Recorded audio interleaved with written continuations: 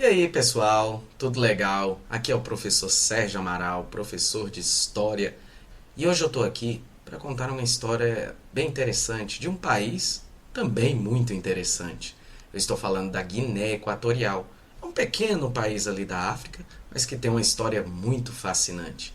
Vamos lá? Bem, pessoal, a pergunta que muitas vezes as pessoas falam é: eles são da comunidade de língua portuguesa, de falantes da língua portuguesa, mas eles falam realmente português?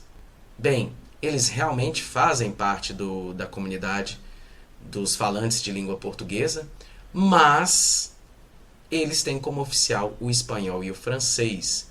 Sim, eles chegaram a ter Portugal ali, né, na região durante o século XV, meados do século XVI, mas foi efetivamente colônia da Espanha. E é sobre isso que nós vamos falar, claro, muitas outras coisas, aqui no vídeo de hoje. Vamos lá, pessoal. Vamos começar falando que eles se localizam ali na costa ocidental da África. A Guiné Equatorial, pessoal, é um pequeno país com uma grande história. Tem uma parte continental, conhecida como Rio Muni, e várias ilhas, incluindo Bioko, onde fica a capital Malabo, e essa nação, pessoal, é banhada pelo Oceano Atlântico, faz fronteira com Camarões, com Gabão, e tem uma área de 28 mil quilômetros quadrados, ou seja, não é um país tão grande.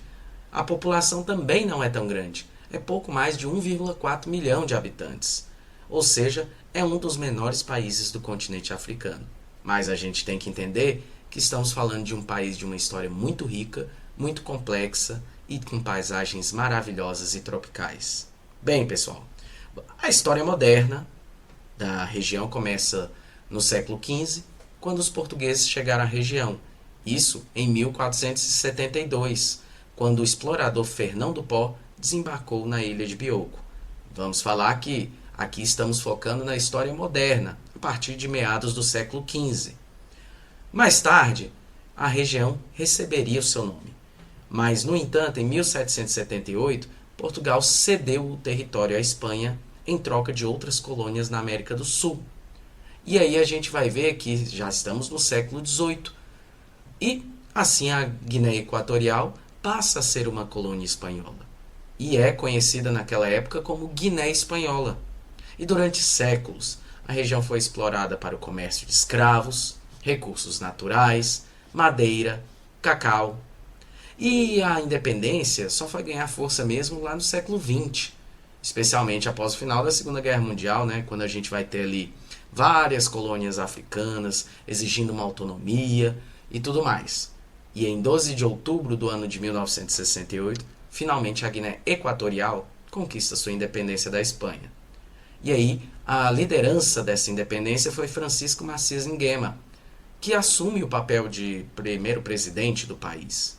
Só que a gente pensa assim, vai começar um capítulo novo? Logo logo vai começar também muita bagunça e muito capítulo sombrio aí na história do país. Nguema rapidamente estabeleceu uma ditadura. E aí essa ditadura era violenta, não respeitava os direitos humanos, tinha perseguições políticas, execuções em massa. Em 79, o seu sobrinho, Teodoro Obiang Nguema Mbasogo, lidera um golpe de Estado, ou seja, pouco depois da independência, ou 10, 11 anos depois da sua independência.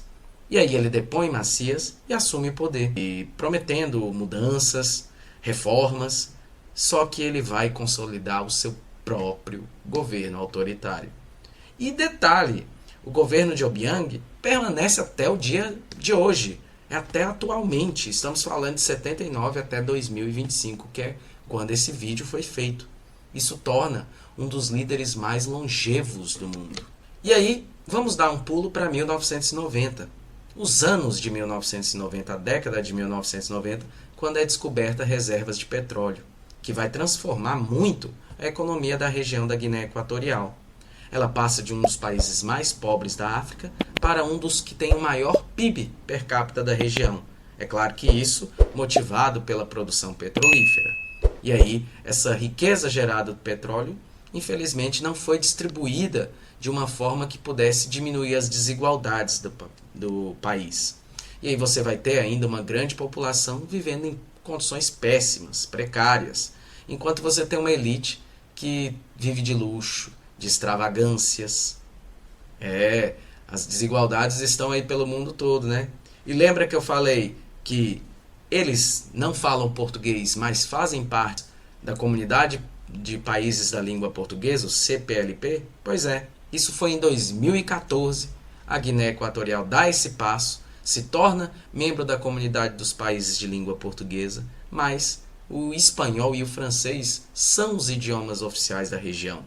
E vamos lembrar que a adesão foi até controversa, mas refletiu os esforços do país que quer diversificar relações internacionais e também fortalecer laços diplomáticos com nações lusófonas, como o próprio Brasil, Portugal e outros países da África, ali como Angola, Guiné-Bissau, Moçambique e tudo mais. Pois bem, além de uma história política turbulenta de uns anos para cá, a Guiné Equatorial é conhecida por ter uma biodiversidade bastante impressionante. Florestas tropicais, praias paradisíacas e uma rica vida selvagem. O país é um dos poucos na África onde o espanhol é amplamente falado, como nós já falamos aqui, um legado da sua colonização. E aí a gente tem que entender também que lá ainda eles buscam desafios para acabar com a grande corrupção, que não é algo exclusivo deles, obviamente, falta de liberdade política, desigualdade social, e isso está presente até os dias atuais, mesmo a gente entendendo que é uma nação que tem um potencial enorme para ser uma maravilha ali da África, não é mesmo? Aí a gente pode pensar também numa curiosidade que eu sei que vocês vão ficar aí pensando, poxa, como assim? Carnaval do Rio de Janeiro, galera. Imagina só uma escola de samba resolver falar da Guiné Equatorial. E eu estou falando ainda de uma das mais tradicionais escolas de samba ali do Carnaval Carioca. É isso mesmo, a Beija-Flor, que em 2015, no seu samba enredo, falou dessa nação e, pasmem, ela venceu o Carnaval Carioca daquele ano com esse samba enredo. Olha aí, a escola de Nilópolis acabou se dando muito bem aí, falando da Guiné Equatorial. Talvez aí, ó, você que queira ver como é que foi esse desfile, ele está disponível aí fácil para você achar aqui mesmo no YouTube, né? Você acha aí como é que foi esse desfile vencedor em 2015 da Beija-Flor, que falou aí da Guiné Equatorial. Então, pessoal, eu trouxe aqui algumas curiosidades desse país maravilhoso para nós entendermos um pouco mais sobre a história da Guiné Equatorial. Isso mostra como um país pode ser marcado por enormes contrastes: riqueza, pobreza, opressão, esperança, tradição, modernidade. E uma nação pequena em tamanho, mas tem uma enorme complexidade, um enorme potencial, e que a gente, se vocês quiserem aí ir mais fundo, vocês vão achar coisas também muito interessantes sobre esse pequeno país ali da África. E agora, pessoal, eu peço, gostou? Curtiu aí o nosso pequeno vídeo de curiosidades sobre a Guiné Equatorial? Então vai, dá um joinha, curte aí o nosso vídeo, tá? Apoie aí o nosso canal aí para que a gente continue produzindo aí mais conteúdo interessante para vocês. No mais é isso aí, pessoal. Eu fico por aqui e até a próxima. Tchau, tchau.